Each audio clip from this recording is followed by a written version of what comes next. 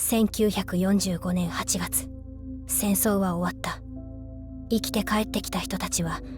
必ずしもお帰りと迎えられたわけではなかった。戦地から戻った復員兵、特攻隊員として生き残った人、彼らに向けられたのは歓迎ではなく沈黙と厳しい視線であった。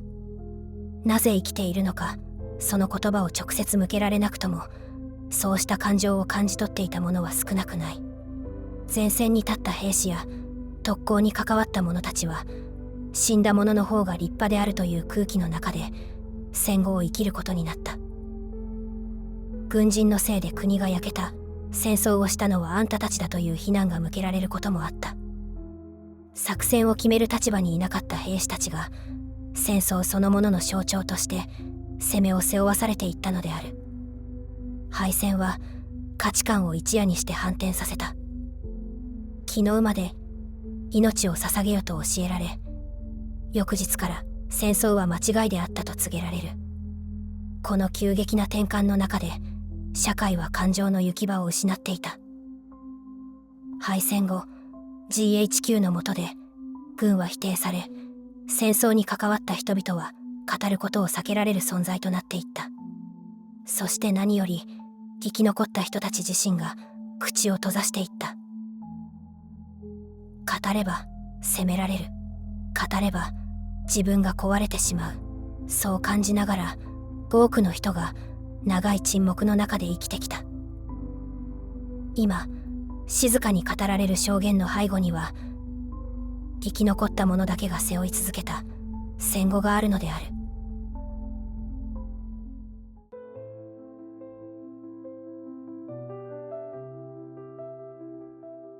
飛行機の整備やってましたね。で、戦争が激しくなった時、よく生きて帰ってきたなと思ったのは、ガダルカナルで整備してるんですね、飛行機の。で、整備する飛行機もなくなってきたこともあって、内地に帰ってきたって、それに生き延びたっていうことですね。ですからまさに幸運だったと思うんですよ。私も同様に白野が沈まなかったら生きてなかったと思いますね。もうデートワに行く予定だったんで、ですからそういう意味で戦後私含めて3人が揃ったわけですよ。で、おふくろに言われたんだけど、表に出るなって言われたんですね。表に出るなと。なぜかというと、亡くなった方がいっぱいいるわけですね。そんなに3人揃ってね、帰ってきたっていうのは、やっぱり田舎では問題だから出るなって言われて、ね。だけど、私はまだ帰ってきた時だって17歳ぐらいですから、それはあんまり気にしなかったですね。兄貴2人は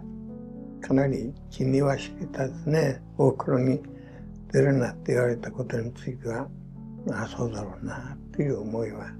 あった。なぜかというと、兄貴たちの動機であるとか、そういう人たちは亡くなってる人が多いんですよ。しかも田舎で長男が亡くなるってのは大変なことですので、もう農業は立ち行かなくなっちゃうんですね。昔は人手で農業をやっていましたので、それだけに出るなっていうことを強く言われましたね。まあそれも1年ぐらいですけどね、やがてもう外に出て手伝いしなきゃなりませんので。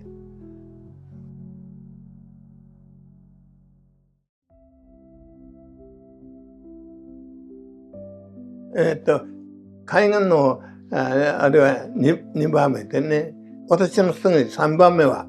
陸軍の戦車兵だった。これは全く戦車に乗って、初めは満州にいたんですよ。昔のね、満州に。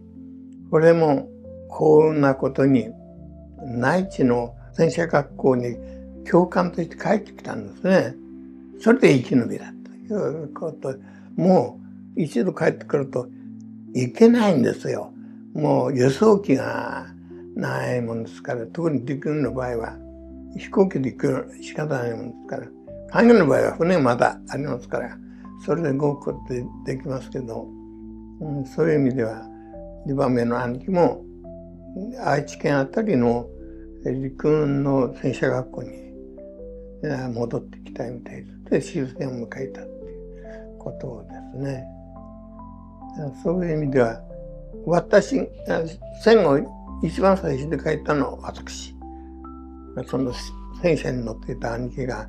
1ヶ月ぐらい遅れて9月に入ってからですね。それで続いて整備兵だった兄が、なぜかというと兄が一番遅かったっていうのは、もうすでに下士官もウロフになってましたんで、田舎に、彼が帰ってきた時はもうすでに下士官だったんですよ。ですから終戦の時は階級もかなり上だったから、多分班長かなんか雇ったと思うんですよ。それでなかなか帰る時、いろんなものの、もう私も やったんですけれども、残っていろんな書類を焼いたりなんかしたんですよ。で私も最後はみんなが返してから自分の、私は通信兵ですから、海軍の暗号書っていうのがいっぱいあったんですよ。それらをガソリンかけて焼いたり、それから通信機材もみんな焼いたですね。そんなことで自分の、部下といいますか、あれは15日過ぎ16日あたりからどんどん書いたんですよ。だけど私が書いたのは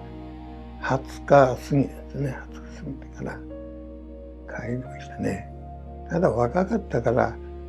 私も愛知県にいたんですが、もうなんとか帰ってきたんです。なんとか。もう2日ぐらいかかったですね。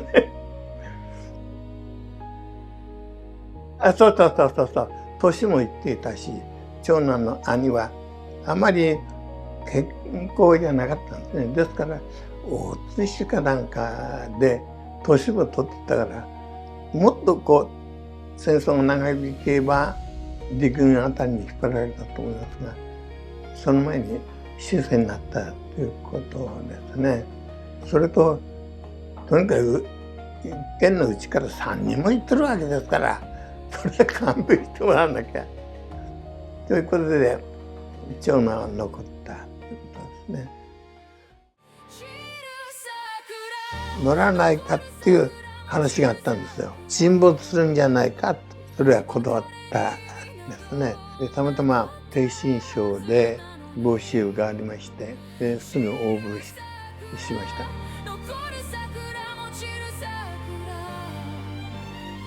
時は流れても年を